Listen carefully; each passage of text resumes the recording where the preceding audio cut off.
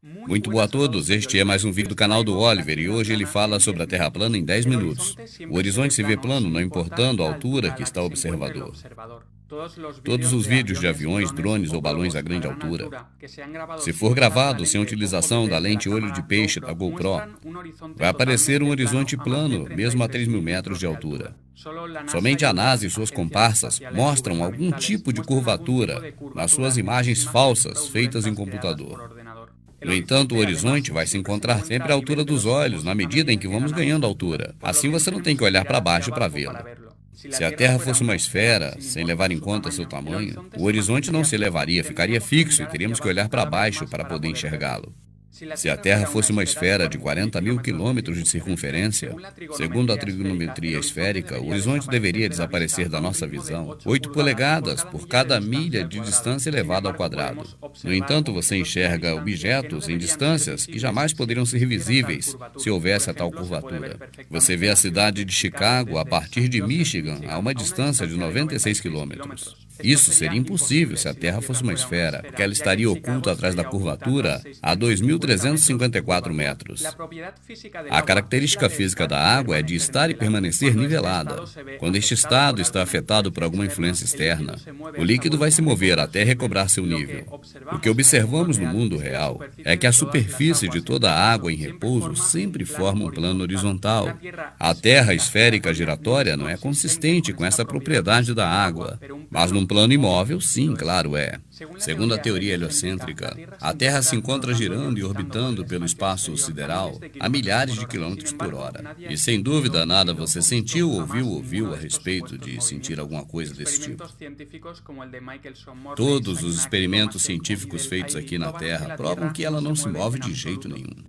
Se a Terra estivesse rodando, os tipos de voo seriam muito diferentes dependendo das direções dos aviões. Um avião voando em direção oposta à rotação terrestre percorreria uma distância muito maior do que o avião que está voando em direção oposta na mesma velocidade. Na verdade, e o que você já sabe, é que os tempos de voo dos aviões são sempre os mesmos para qualquer lado. Se a Terra estivesse girando e orbitando conforme nos contaram, seria impossível a estrela polar Polaris estar sempre acima do Polo Norte na mesma posição. E ela está lá, sempre fixa no céu. Ela sempre foi referência para a navegação. Do mesmo jeito, as constelações não mudaram de lugar no mínimo ao longo da história. Isso é incompatível com a história da rotação em órbita terrestre. Se a Terra estivesse girando, a fotografia noturna de larga exposição, que são chamados Star Trails, não mostrariam jamais o círculo perfeito que as estrelas realizam ao redor da estrela Polaris. Mostrariam linhas irregulares. Com isso se conclui que são as estrelas que rodam ao redor de Polaris numa Terra imóvel. Segundo a teoria da gravidade, um objeto menor será atraído por um objeto de maior massa. E, sem dúvida, não há nenhum experimento na história da humanidade jamais mostrou que um objeto de menor massa é atraído por aquele de maior massa. Segundo a teoria, a gravidade faz com que o mar se mantenha agarrado à Terra esférica giratória. E você sabe que a água jamais vai ficar presa numa esfera, ainda mais se essa estiver rodando. Todos estes fenômenos atribuídos à gravidade nunca, jamais foi observado no mundo real. Portanto, de acordo com o método científico, isso não está certo, pois esse tem um critério a ser adotado. Segundo a teoria heliocêntrica, estes efeitos da gravidade estão acontecendo no espaço sideral, e somente a NASA e suas comparsas conseguem perceber isso. Mas quando analisamos as imagens apresentadas pela NASA, vemos que na verdade são todas composições gráficas feitas por computador. A partir da missão Apollo 11, que supostamente teriam pisado na Lua, existem inúmeros exemplos de fraudes feitos pela NASA. A fotografia oficial do planeta de 2012 apresenta nuvens clonadas no Photoshop. A foto oficial de 2015 mostra a palavra sexo em inglês nas nuvens. O tamanho dos Estados Unidos varia enormemente entre a fotografia de 2012 e 2007. A suposta gravação de Júpiter de 2016, feitas pela Hubble, é claramente uma animação de computador. Além disso, as fotografias de Júpiter de 2014 e de 2016, elas são idênticas. Sabemos também que nas gravações da estação espacial dá para se ver bolhas d'água, o que demonstra que esses astronautas não estão no espaço sideral, mas sim numa piscina, e o fundo é modificado pelo computador, como se fazem nos filmes. Outros detalhes fraudulentos têm sido detectados nas gravações da ISS. Usam cabos para simular o efeito da gravidade zero. Segundo o modelo heliocêntrico, o Sol é uma bola de fogo muito maior do que a Terra. Ela se encontra a 150 milhões de quilômetros. No entanto, gravações feitas nas alturas mostram um foco de luz logo abaixo do Sol. Isto mostra que ele está muito perto da Terra, logo acima das nuvens. O tamanho do Sol e também da Lua são muito menores do que o da Terra. Isso você pode ver a olho nu. Os raios crepusculares que chegam até nós através das nuvens também prova que o Sol está muito perto, porque se o Sol estivesse tão longe, os raios entrariam de forma paralela e não de forma triangular. Os eclipses são previstos hoje exatamente como as civilizações antigas previam há muitos séculos atrás, muito antes de se inventar a teoria heliocêntrica de Copérnico. Obtendo as datas dos eclipses anteriores, consegue-se prever claramente os eclipses que ocorrerão no futuro, porque seguem sempre os mesmos padrões. E a causa dos eclipses, segundo o modelo heliocêntrico, é o perfeito alinhamento no espaço sideral da Terra, a Lua e o Sol. E, sem dúvida, a causa real é muito diferente. As antigas civilizações e muitos astrônomos ao longo da história têm falado de círculos escuros que não emitem nenhuma luz. E esses estão girando no firmamento junto às demais estrelas. E este efeito foi comprovado recentemente em um voo turístico, onde as pessoas pagaram para ver o eclipse solar 2015 desde o alto.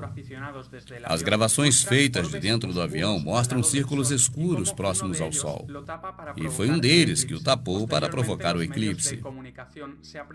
A televisão mostrou imagens editadas onde ocultaram esses círculos. No modelo da Terra esférica, existem dois polos opostos. Está um a cada lado do globo. E, sem dúvida, existem grandes diferenças entre o extremo norte e o extremo sul. No extremo norte, as temperaturas são muito superiores. E há grande diversidade entre flora e fauna. Ao contrário, no sul, as temperaturas são bem menores. A existência de flora e fauna é praticamente nula. E estas diferenças não têm nenhuma explicação satisfatória no modelo da Terra esférica, já que o Sol clareia do mesmo jeito norte e sul ao longo dos anos. Ao contrário, é totalmente lógico na Terra plana. O Sol, que é muito menor do que a Terra e clareia só no âmbito local, completa uma volta sobre a Terra a cada 24 horas. Ao longo do ano, ele vai caminhando de trópico a trópico e por isso ocorrem as estações. Ao percorrer uma distância bem menor na circunferência do norte, ele circula muito mais lento do que no sul, e por isso que a temperatura é mais elevada. Por outro lado, o Sol tem que viajar mais rápido na circunferência do Sul para dar a volta em 24 horas. E por isso ele passa menos tempo esquentando uma determinada área.